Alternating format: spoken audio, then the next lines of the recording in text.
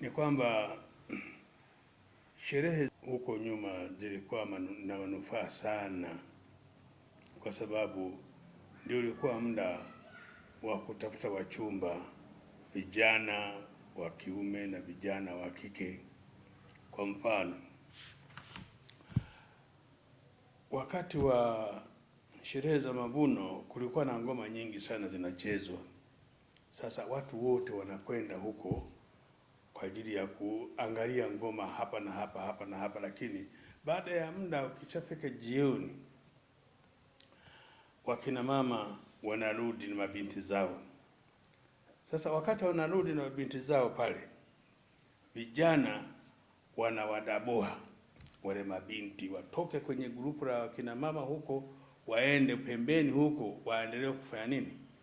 Kuzungumza nao. Sasa ni kundi kubwa. Binti anaweza akawa ametimkiwa na kundi hata la vijana 20, wote wanamtaka. Sasa katika mazungumzo hapo itafika mahala wanaweka mzunguko ili kila mtu apate na wamwachie nafasi huyu ambaye anaongea naye. Wao wanakaa pembeni, lakini katika mzunguko tulikuwa tunaita chagulaga. Yaani chagulaga ni yeye, kwa mfano huyu mtu ambaye anayeongea naye pale, akishamaliza kuongea naye anatoka. Inafuata sasa mtu mwingine inabidi afanye nini? Achaguliwe kwenda kufanya nini? Kwenda kuongea naye pale. Kwa hiyo wananyosha mikono wote. Chagulaga mai ananyosha mkono na point au anamkamata. Anakuja pale, wanaongea, wameshindana, anaondoka.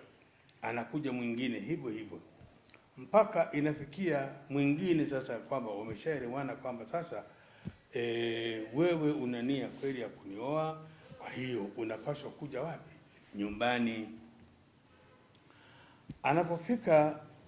Anapoambiwa kwamba afike nyumbani, wakati huo ameshamtoa kwenye nini? Kwenye lile grupu la ambao walikuwa wanafanya nini? Wanaongea naye wote, wanataka kuongea naye. Sasa akishamtoa, amemchukua, anampeleka nyumbani.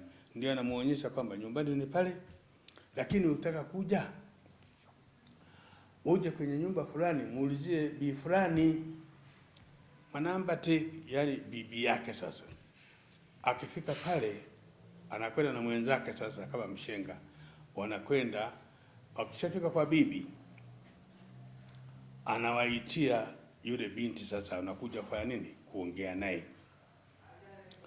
Wakishakubaliana na bibi anasikiliza mazungumzo yao. Wakishakubaliana kwamba sasa binti amekubali kuolewa na huyo kijana, bibi huyu anapeleka taarifa kwa wazazi wa huyu binti kwamba huyu binti kishapata mchumba wa kuweza kufanya nini? Kumuoa. Toka wapi? Anataja ile familia na nini na nini. Jukumu la kwanza la anakalofanya yule mzazi wa yule binti ni kutuma wapelelezi kwenda kwenye ile familia kuona, je, hii familia wakuje, wana nidhamu, yani ikujo, wana nidhamu ya kutosha, ni wachapakazi, hawana magonjwa ya kuambukiza kama ukoma, alafu je, sio wachawi?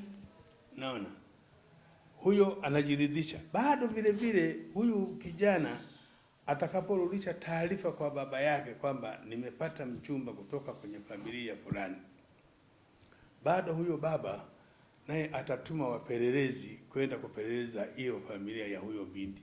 Wakishajiridhisha, baba huyu kijana anatuma watu au anatuma taarifa kwenda kwa huyu baba wa huyu binti kwamba tumekuja, tumeshaona jiko letu liko hapa, tunataka kuja tuongee mazungumzo kwa ajili ya kupatana mahali.